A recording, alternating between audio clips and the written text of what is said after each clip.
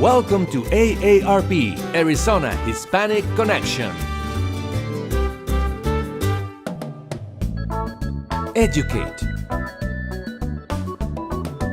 Celebrate. Connect.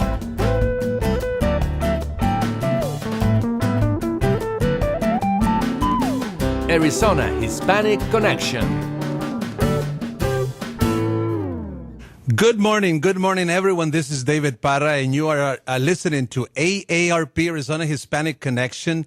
We have a very happy, hopefully happy program today. The name of the show is Lifestyle, the Pursuit of Happiness. Lifestyle, the Pursuit of Happiness. And I have concepts that we would like to present. We have questions.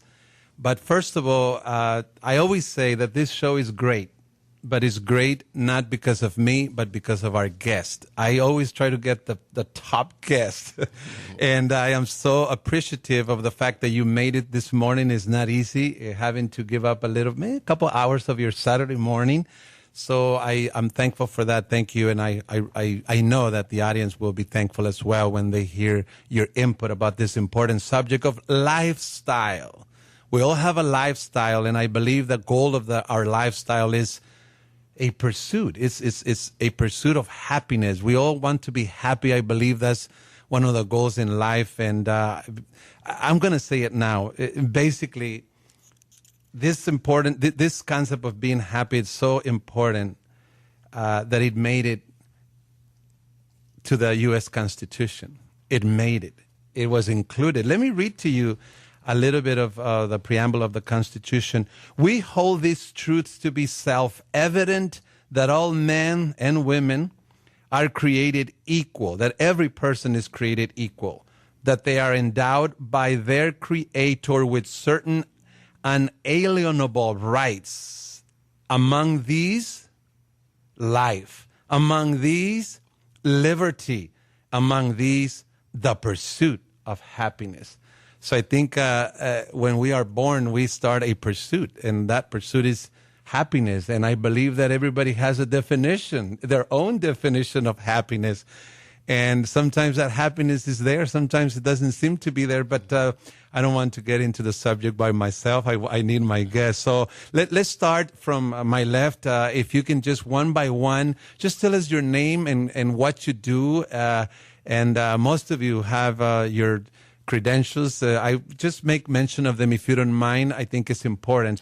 My name is Felipe Gonzalez Castro, and I'm a clinical psychologist with a focus on health psychology. It's my training, and much of it has been oriented to community and helping to promote the well-being of the community.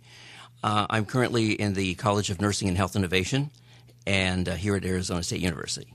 Thank you and welcome. Thank you. Perla Vargas. I'm a health psychologist. I'm at ASU also, West Campus. And my research focuses on lifestyle, and particularly I study the lifestyle of our students and sort of how they achieve well-being. Right. Am I correct that, as humans, I think it's a pretty good assumption that we all want to be happy, right? Yes, but sometimes we lose sight of it. I think there is so much emphasis on being successful financially that we lose sight of working toward the happiness issue. So finances might be one area, but there's other areas? Absolutely. That we are very complex, and we sometimes lose sight of cultivating, you mentioned, cultivating our network and pursuing that happiness. Right. We need to take care of that too. Thank you. If we can come to my right now. Sure.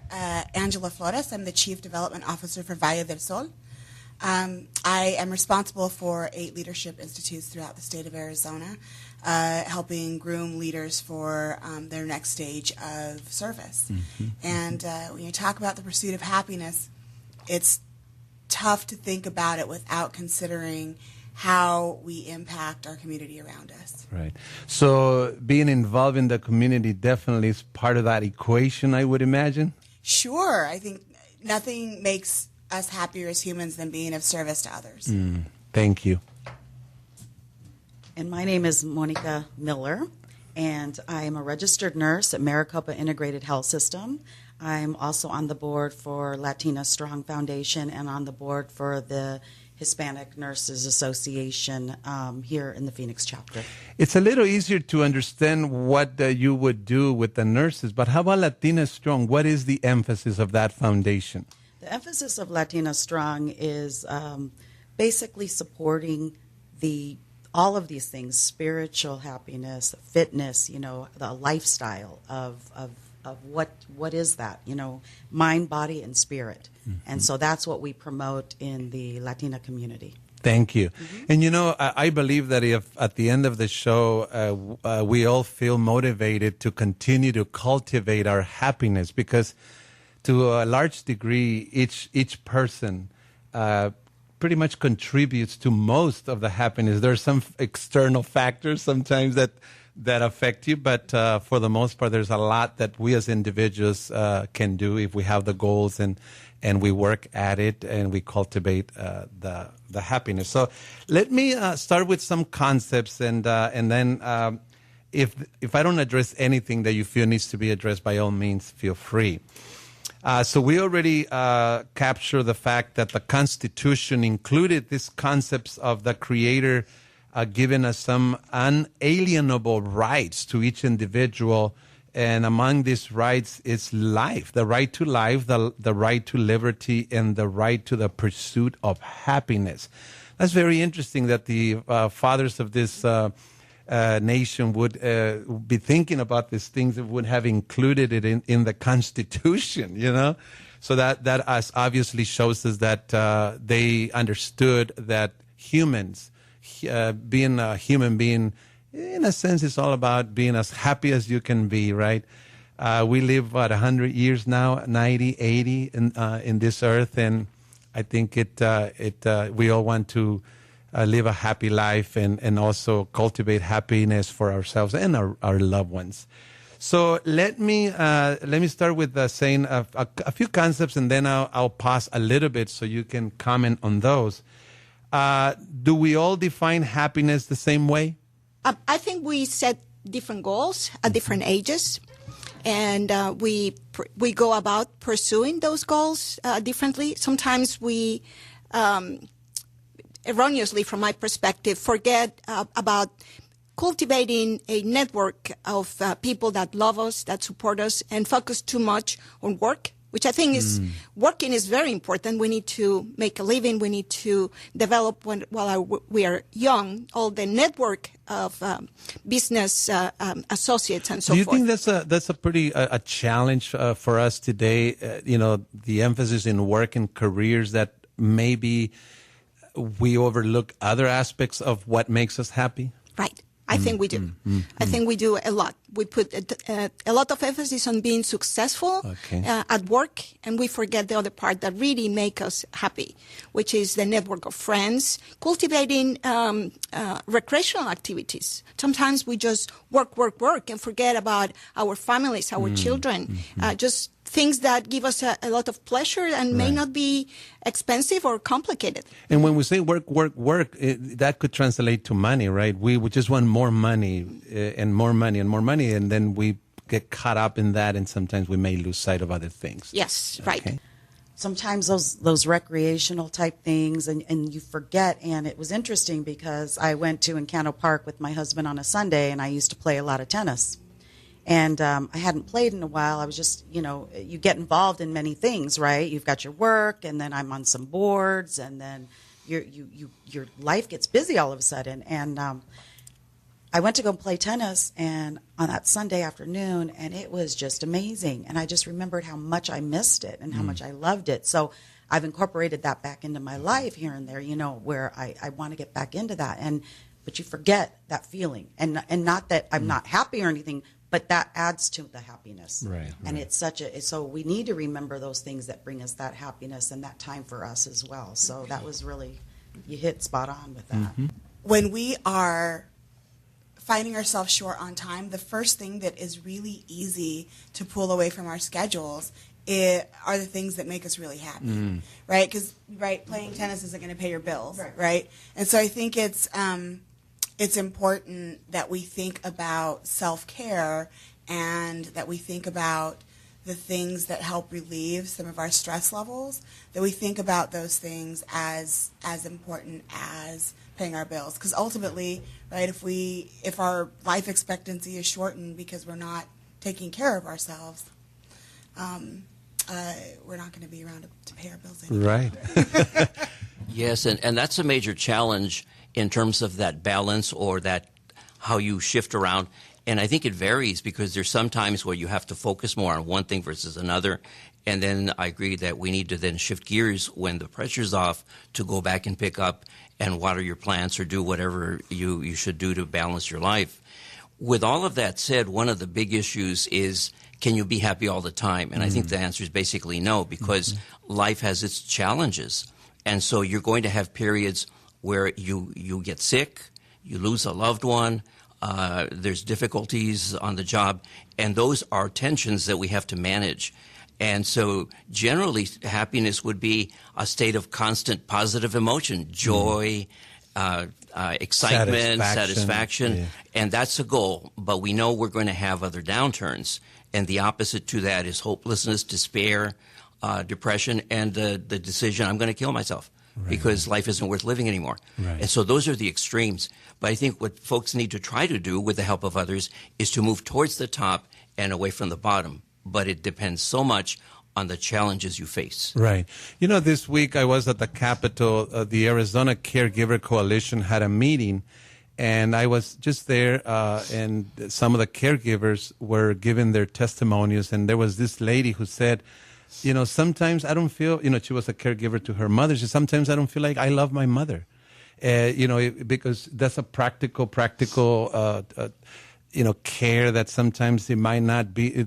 Her mother suffered from dementia, but inside, and you could sense, and she even said it, you know, the satisfaction that she felt by taking care of her mother in spite of those things. So, like Dr. Gonzalez Castro said, one's happy is not always happy. There's always going to be situations, but so could we say happiness in various degrees with different challenges? But it doesn't mean you're not happy. It just means that perhaps you have less happiness, right?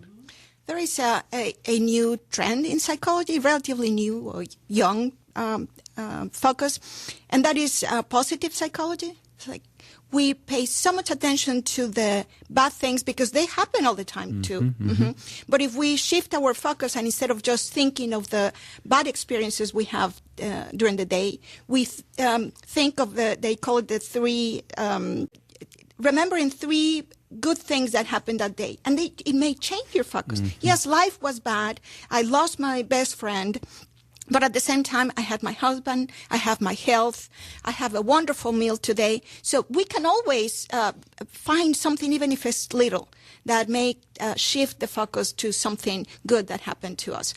It's rarely that every single aspect of our day, our life, is miserable. There's always a little piece of hope that may shift attention. So we cannot dream of happiness without some amount of suffering, which is part of it.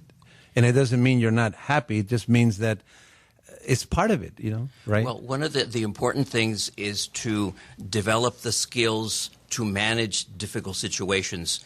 And so it goes to the notion of coping effectively, which is a huge area, because we will encounter stressors, conditions that are bad, but how we deal with them, how we deal with the cards that are dealt to us is very important. And in that light, there's a notion of resilience, the capacity to bounce back from adversity. And it's seen as a trait, but I believe it's really a relationship pattern. You can't be resilient without others that help you.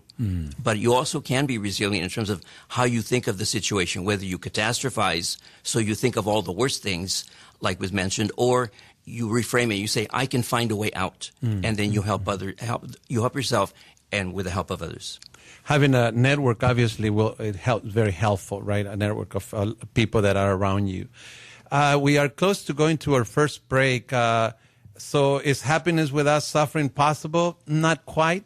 Suffering is part of it. Do we cultivate our own happiness? I think we all agree that we play a part in what we do.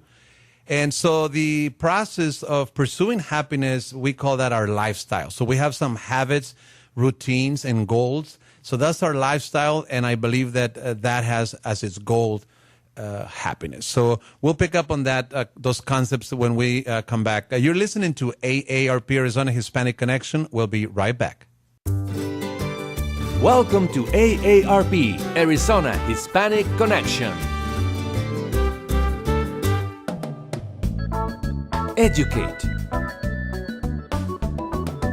Celebrate. Connect.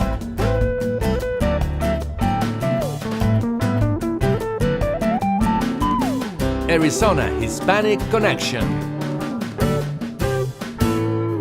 Thank you. Thank you for staying with us. We are addressing lifestyle, the pursuit of happiness. Lifestyle, the pursuit of happiness. So what I would like to do now is kind of address 7 areas. I'm pretty sure that these areas are very much linked to happiness. I think you would agree as we go through them. And so what can we do in each area? How can we cultivate happiness? And let me start with family and friends. I think for the most part, people agree that family and friends are a key to being happy. There are some people that don't like to be close to people, but for the most part, we like, companionship, friends, and be around other folks. So family has been a strong foundation for our lives and happiness, but family is being challenged by many factors. Divorces is one of them. How will family continue to be that source of happiness? And we're talking about traditional versus non-traditional. I mean, there's other forms that the families are taking these days. And let me just be very clear: the LGBTs. There's all kinds of variations that are extremely important. I think the concepts are still the same. It doesn't matter which, if you follow the traditional pattern or not. But I think we would agree that family and friends are a source of happiness. Now, we cannot also neglect the fact that even in Arizona, we have a lot of kids that are having to move away from their homes because for one reason or another, the parents cannot raise them. So there's a whole dynamic about family that whereas we used to look at family as a major source of our happiness, that may be in question these days. Anybody? I had the opportunity to look at some data recently around homelessness in the Latino community. And one of the things that was noted is that it's not as prevalent. And the research supported that it's because we take each other in, right? So I can attest to watching my family take in even distant relatives for short periods of time. I think that speaks to how critical and crucial family is. Right, the concept of familia extends not just to our family and our extended family, but again back to what we do for our community and for our friends. And I think it's interesting because when you go to a gathering at Latino Family House, right, it's not just the family. It's neighbors, it's people, right? It's everybody. Especially when you have a party, you're always afraid that a lot more people will show up, right? Sure. But we are an inclusive community, and that makes a difference, right? And that definitely, I think, makes our happiness quotient rise. Yeah, and of course, in any family system, there will be occasional conflict, and in some families, a lot more than in others. It's just part of the process of living, and the issue is how families can resolve them versus maintaining negativity and conflict recurring. And of course, splitting. So those are all the tensions that go. In other words, family can be a source of fulfillment. It can also be the source of a lot of stress for a variety of reasons. And part of it is, I think, the family leadership who can then bring people together rather than adding to the stress. Right. And I was going to say, that takes it into the friend part because a lot of times, I'm born and raised here in Arizona, and I'm still friends with a lot of friends from grade school and high school. And I always tell them, you're like my sisters, and a lot of the, friends sometimes are your chosen family as well, right? They bring a lot of joy in so many ways, as well as family, obviously. But I think friendships are just so amazing too, and they're your extended family as well. And at work, I know that at work there tends to be conflict sometimes, but it is in our best interest to cultivate friendships at work. We spend so much of our time with colleagues, so it's critical that we kind of see that as a potential source of happiness, and that we work at having better relationships. And if they're already good, make them better. If they're not so good, work at them, right? But I think it's the concept of developing the network. It doesn't matter. It's the easiest will be your family because they are close and you love them. My mother didn't have only have one sibling, but all the friends were my aunts.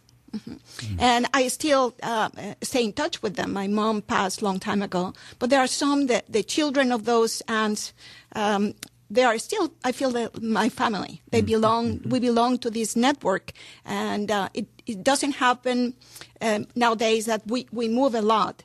My son didn't have his grandparents close by, but an old neighbor became his grandfather. And that was important. He provide little things for him to see, make sure he pick up an orange and a tomato and things that grandparents do, and sometimes it's not possible because of distance. Right. But cultivating that network, I think, is key. Right. And I wanted to mention, of course, Latinos and the cultura, that there are certain values that are given, or at least they're mentioned. Some people would say they're stereotypes, but I believe they're true, although they vary a lot. And we're known for familism or familia. That's very, very important in the lives of many. And if the familia is broken, the person feels broken. And so that's a big factor. But the other is this notion of simpatia, where you want to get along with others versus saying, no, I have my way or no way. And some families, that's the thinking. And so there's variation in that. But the goal really is to see how families can be united. Although it's an ideal, there's going to be conflict, but the goal is to reduce it so that at the end of the day, people can feel, this is my family, I feel so connected to them, that makes me happy. Let's address something real quick. We don't have to spend a lot of time with this. Social media. There's always this concept that social media doesn't allow you to be close with the family. What's your take on that? Social media is a huge part of our lives these days. What's your take? I know there's difference of opinions, and that's perfectly fine. I can say that the only reason why I'm on social media is to know what my family is up to, particularly those that are not in Arizona. It helps me watch my cousin's kids grow. Okay. It helps me know when there's been an important development for them. Maybe they won a special award, or, it helps me celebrate with them. People may complain about the divisiveness that social media creates, but the reality is you can control that, right? You can control what you see in your feed. You can choose to block or hide the things that create some level of uncomfortableness for you.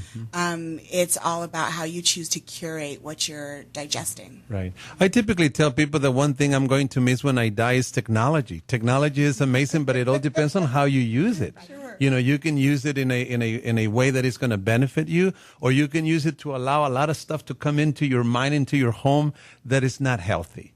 So I'm of the same opinion that anything can be good or bad depending on how you use it. And I think that's part of also having a mindset of trying to look on the positive side and to promote the positive, because like in Twitter or some other approaches, the fight between two individuals can spill into the whole community. Right. And it's starting to create negativity in others too.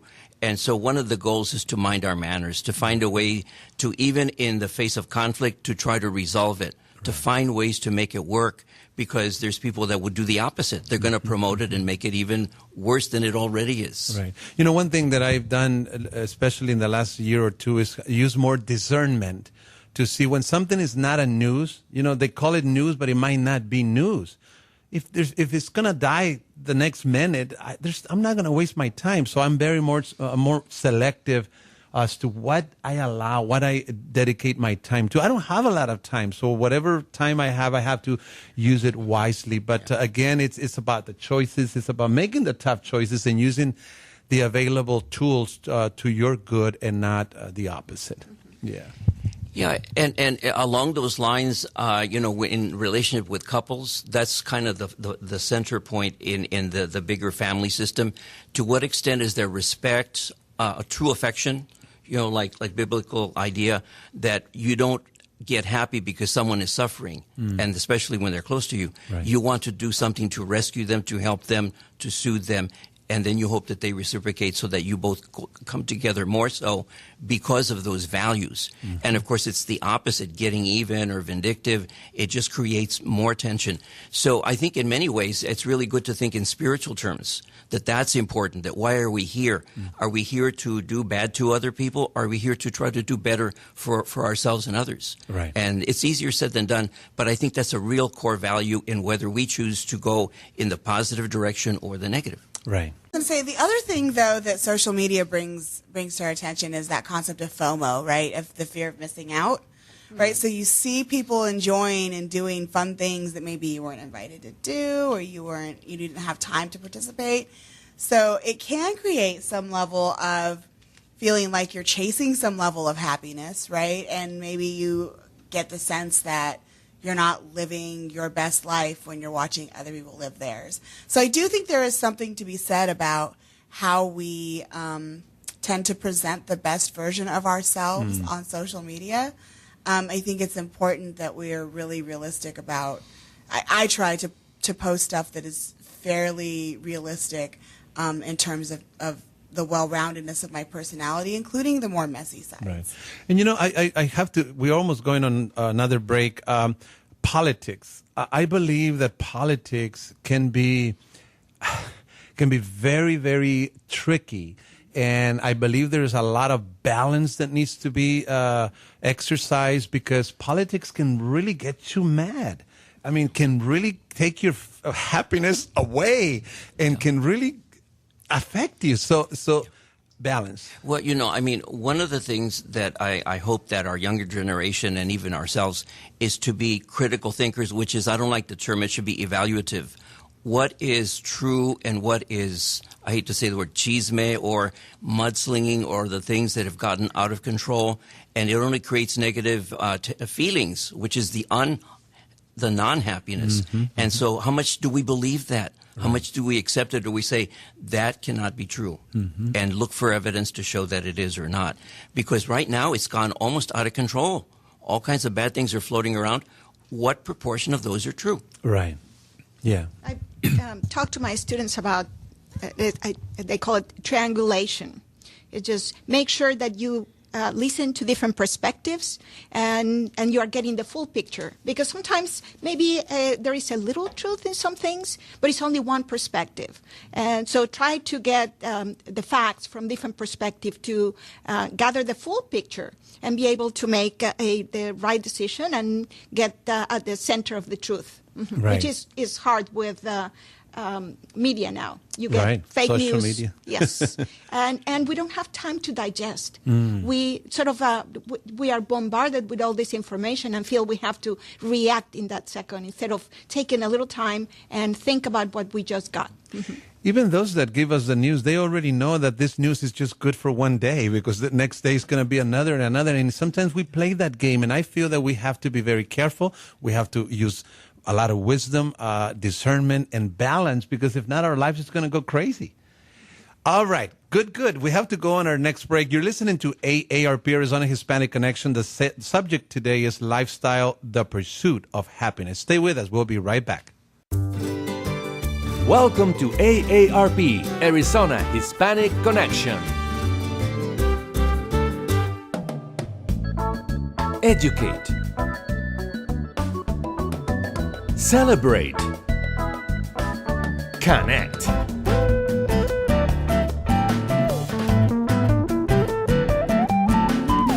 Arizona Hispanic Connection.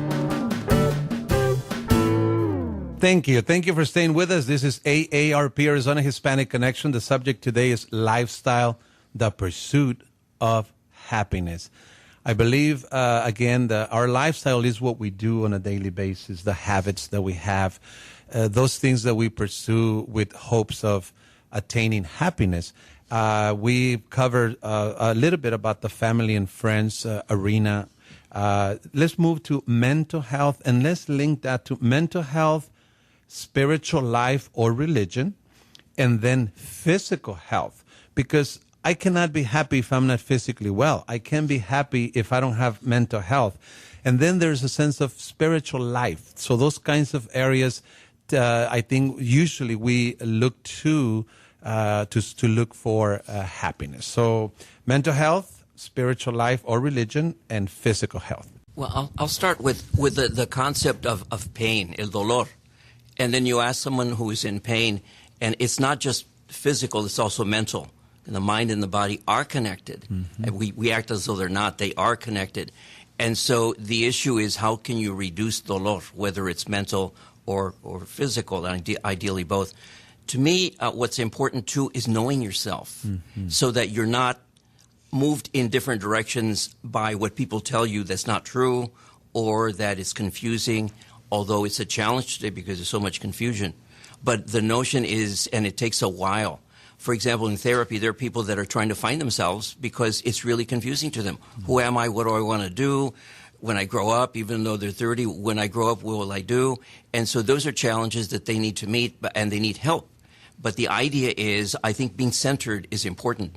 And I think being centered requires for some people, a spiritual connection, because it's more than just you. Getting away from yourself and where do I belong here in this earth? Right.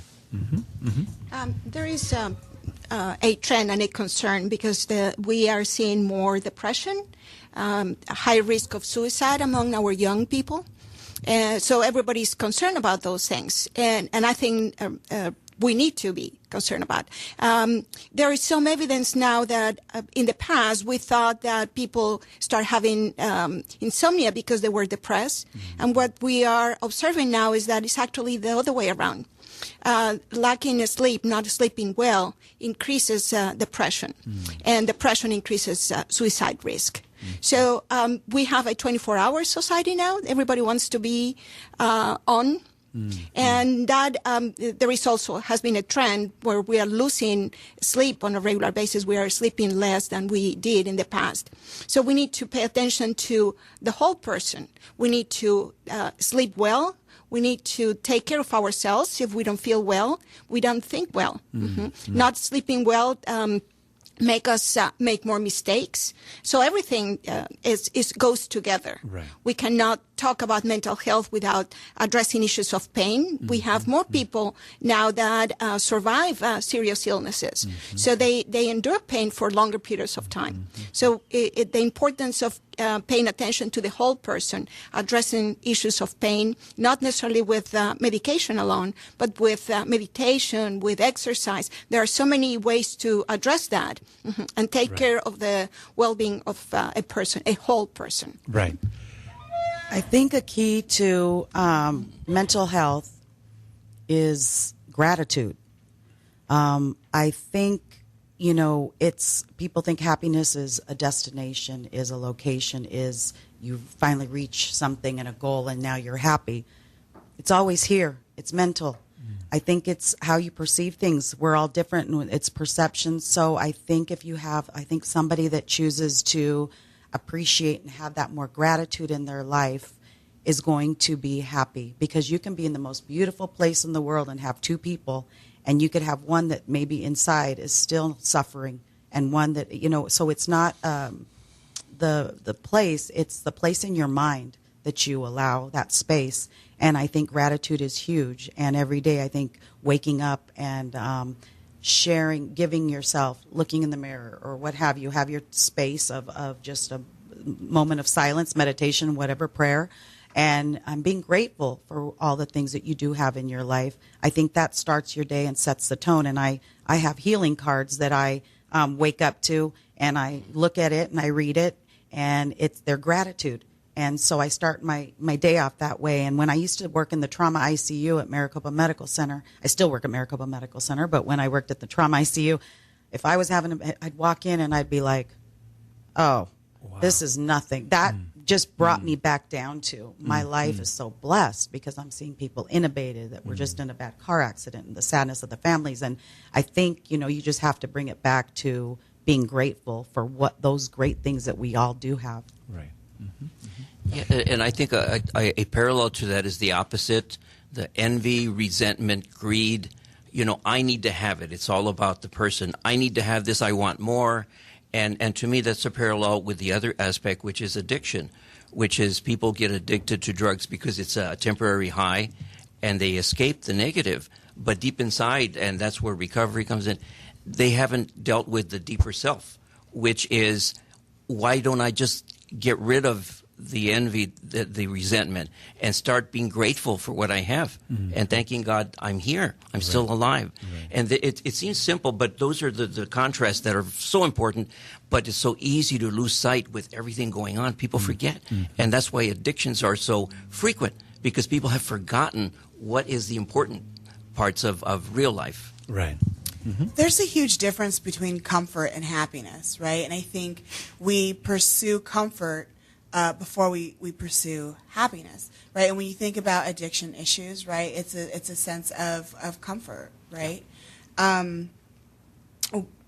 When one is comfortable, it breeds complacency, right? And so it's really easy to sort of skate by when we're comfortable. I often think about we worked with some youth in foster care early on, some years back, and one of the young women that we worked with absolutely hated hiking. It was like the thing she hated more than anything. But her mentor made her go hike South Mountain. And when she got to the top, her mentor captured this picture. And it was this pure sense of joy. Wow. She was happy in that moment because she accomplished this thing that she certainly didn't think she could, would, or wanted to. She beat something. Right. How frequently do we as adults take a moment to climb that mountain, right? Whether it's metaphorically or actually, right? How often do we put ourselves in places of being uncomfortable long enough so that when we finally hit that spot, that goal, whatever it is that we set out to do, that's the moment of sheer happiness, right? And we don't often put ourselves as adults in situations where the possibility exists that we could fail. I know time is always short. Mental health and suicide and the things that we're seeing in society, I have to believe that that's gradual. It develops in the mind, right? And not happiness and maybe troubles in life. So it begins to something develop in the mind. And do we have enough support to capture those, to give more support to kind of intercept that process and avoid these kinds of things? Is that a big challenge, I suppose? Definitely, it's a big challenge. We don't have enough. And there has been, like Felipe mentioned, cuts in the budget. A lot of the mental health hospitals were closed in the 80s. Many people that are homeless now actually have mental health issues, and they do not have the resources to come out by themselves. And we don't necessarily have the support to bring them out of homelessness and incorporate into their normal life, a well-rounded life. Right. Real quick, as parents, I mean, we see our children. I'm sure that we have to but be more observant and see our children to see if we can spot anything and then ask for help, because I believe this is crucial, right, to kind of perceive what's going on with their children and anything on that. I mean, how much can parents do? I mean, just observe and be more engaging with the parents. Be there. I was watching a video with my students, and the speaker talks about he had to take time off to be with the kid because the mom had another issue. And at the end of the day, after having nothing major, just going to the park, having pizza together, reading a story, the kid said, Dad, this is the best day of my life. And he said, I didn't take him to Disneyland. I didn't buy the most expensive toy. It was just, I gave him a little time that I didn't usually do. So it shifted his attention to the little things, being part of life instead of being working all the time on social media and forgetting that the kids are there. Right. I feel that chronic conditions are hitting us hard, and a lot of times that can be prevented through exercise. And one of the areas is physical health. Are we cultivating enough? I know Latina Strong is a big advocate of cultivating, exercising, eating well. How much more are you having any impact? Where are we at on that area of physical health?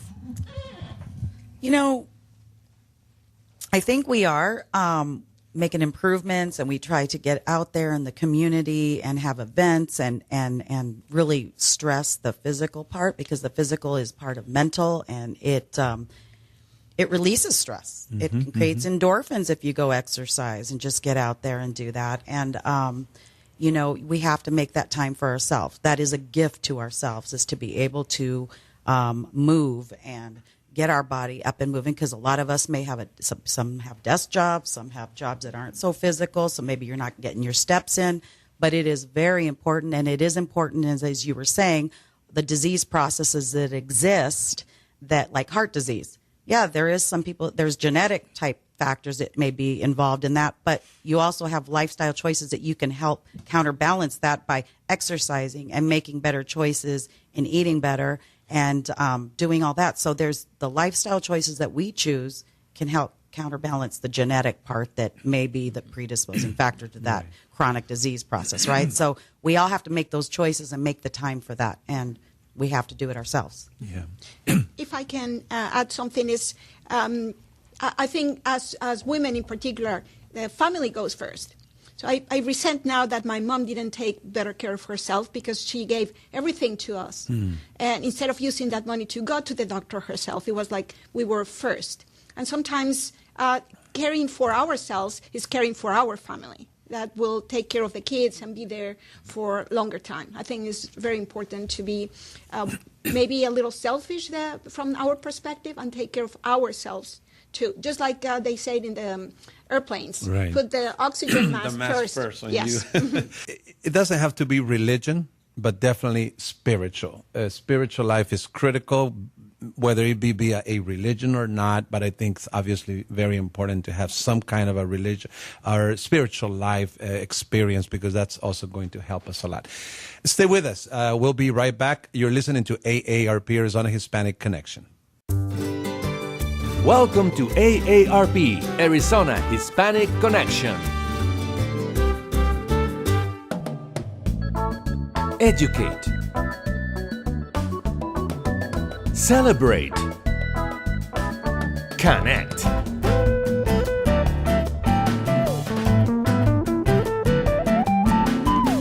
Arizona Hispanic Connection. Thank you. Thank you for staying with us. We are addressing lifestyle, the pursuit of happiness. Every human being, I believe, for the most part, is pursuing this happiness, this feeling, this good feeling. It feels good to be happy, and not so good when you're not happy. We just have a few more minutes, and we want to address work, careers, finances.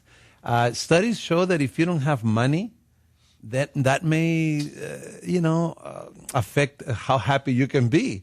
But at the same time, you pursue too much money, and that also may take away a lot. So, again, balance. Anybody on the area of work, careers, and also finances? So I don't have the finance part, but I definitely have the work career part figured out.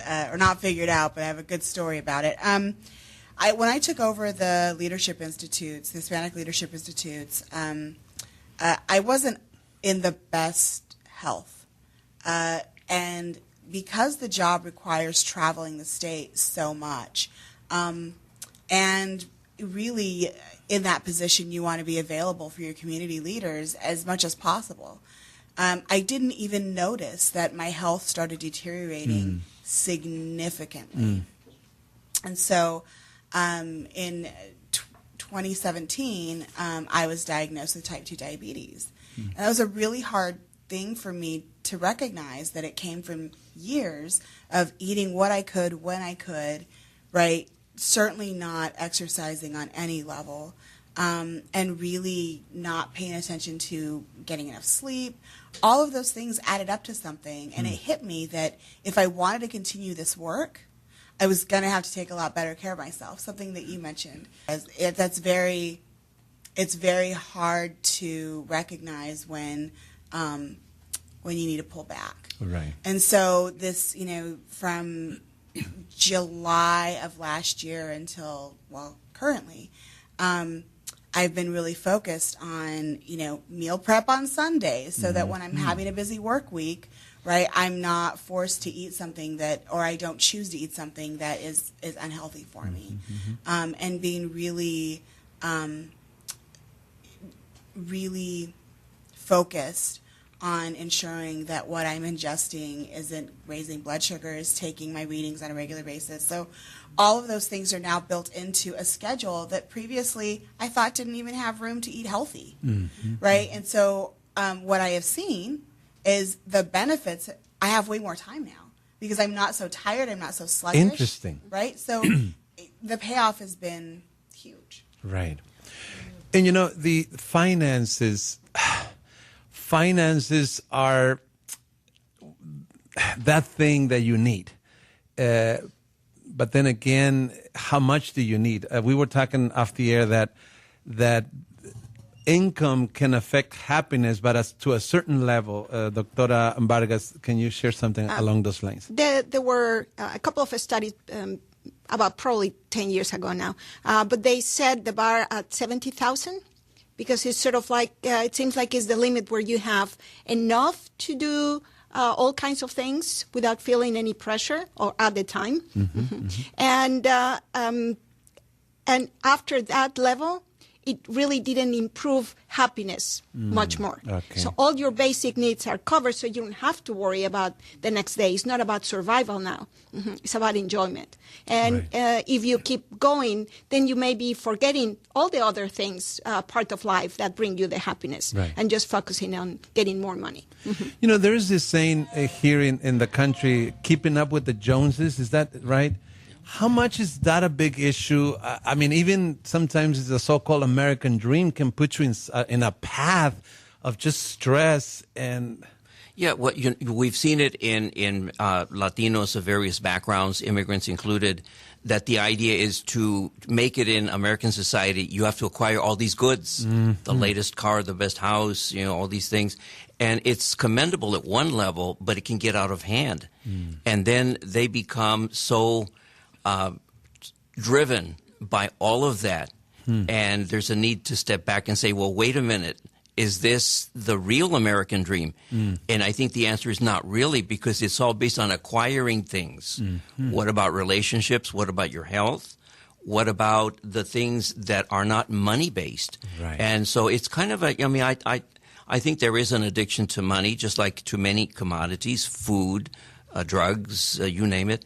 And the issue is, if it's an addiction, it's going in the wrong direction. Back off or try to figure out, why do I need this so much? Right. Because it also narrows the focus. It's only about that. Like in very addicted drug users, the only thing that counts is getting their fix. Right. That's all they want. And that the lifestyle becomes very narrow. Right. And Dr. Gonzalez Castro, you and I had a conversation about consumerism. There's this constant drumbeat for consuming, and I'm sure that you would agree there's balance that needs to be exercised in that regard. Balance, in part, eating the right foods rather than more foods, not consuming overly in certain substances, because there's an addictive process that affects the brain, the midbrain, because you get a high, but so what? You get sick. And so the notion of we are a consumer society, which can be a good thing, but the issue isn't consumption, it's overconsumption or consuming the wrong things in too much and not the good things very little. That is, you consume good things very little. So that balance is absolutely on target, and the issue is, what does it look like for you? Because we're all different. Right. And this idea that more or bigger is always better is absolutely not true. The fact that I may be in a same job position for many years doesn't mean I'm a failure. If I'm enjoying that, who cares if I didn't get the next promotion? And I think we are focusing too much on going, what is next, instead of what is now and how I can enjoy the now. Right. Yeah. In terms of finances, I mean, I think we all see it. We all know people that not having enough is tough. I mean, it's really tough. I know family members, I know friends that they're having a hard time making ends meet. So that also is not a good place to be. So that's why typically we motivate our kids to go to school, to have a career. But a lot of times you focus on that, and then you leave the other important things, the important aspects that we've discussed in this show aside. So again, I assume balance, and paying attention to smaller things and not just to the bigger things or what society counts as success. What is your assessment of retirement? And I know Mrs. H, most of you know Mrs. H, she says, you should do a show on what retirees are doing these days. How about, are we getting ready for retirement? Do you think that we're having so much difficulties making it now that we don't have time? Because statistics show that people have saved the average people have saved like $10,000 only. Nobody's saving, nobody's preparing for retirement. Is that going to be a challenge also in the future? Well, you mentioned, of course, we're saying that too much money can be bad in a variety of ways, but very little money is probably worse in terms of you can't pay your bills, you can't buy the medicines you need, you can't give presents to your children, so obviously poverty is not a good thing. And so the issue is, how can you have enough of a income so that you can have a satisfactory lifestyle, that you feel that the basic essentials are there. And that is the challenge. Right. But everyone is different. They live in different communities, different situations. But I think that there has to be some counseling and feedback that says everyone's different. On the other hand, these are the fundamentals that most people feel that this helps you to attain happiness, even though what constitutes happiness is different in the different age groups. Children have a different concept than teenagers and adults and the elders. So we have to take that into account. But I think a lot of it is maybe two things. Gratitude, I really agree, is very important. You're happy for what you have as much as you can. But secondly, the opposite is not getting into an addictive lifestyle where you want to consume more and more and more, and you can't keep up with it. And so you have to find a nice balance where you can keep up, but also it makes you feel satisfied that you are meeting your needs and also giving to others. That's really important. Right. Okay, we only have a couple more minutes. Leisure, how much is leisure also part of this? Real quick, because we only have a few more seconds. So one of the things that I decided to do after the first of the year is live music is the leisure activity I enjoy the most. So I've taken on this goal to catch 52 shows in 52 weeks. Great. And so I'm sort of sharing that on social media as I attend each show. But it's really helped me sort of reformat my week, right? So I have room for this one thing. And it's amazing to me how much my mental health has gotten better because I have this one outlet, this thing that I know I can do every week, and it sort of clears my mind. It clears my mind's palette so that I can enter into the rest of my week refreshed. Let's end the show. We have about a minute. Final words. We try to capture the scope of happiness, the areas where we can find happiness, the areas that can hurt our happiness, undermine it. Final thoughts. Anybody? Well, I think very briefly, one of the goals for happiness is not to expect to be happy all the time. Okay, good. You need to take the good and the bad, but at the end of the day say, Diosito, thank you because I'm a very lucky person. Good. Absolutely. Gratitude. I think that's the most important thing. Pay attention to the good things that are happening in your life at the moment. Gratitude internally and then express it as well? Or Absolutely. Share it. The more we share it, the longer it goes. Good. I think making it a priority to be of service to others as well, whether it be a 5-minute, assisting somebody walk across the street or opening the doors and smiling and just sharing a compliment with somebody, because I know when I share something positive, I feel like positive's coming back. So I think just being positive when we go out and also converse with others and just being a positive force out there in our world, I think it's a good thing. I think self-care needs to be front and center, because we aren't going to be able to continue being of service to others, and we aren't going to be able to be of any use in all the other areas of our lives if we don't care for self. Yeah. Huge. It's. I mean, we hear it all the time, but doing it, and I am. Your testimony is so great. We all have to, and it all takes time. We have got to schedule, those activities that we feel are going to help us. One last thing. Yes. Smile more. Smile more. Yes. We have come to the end of our show. We really hope you enjoyed it as we did. This was AARP, Arizona Hispanic Connection. Have a great week.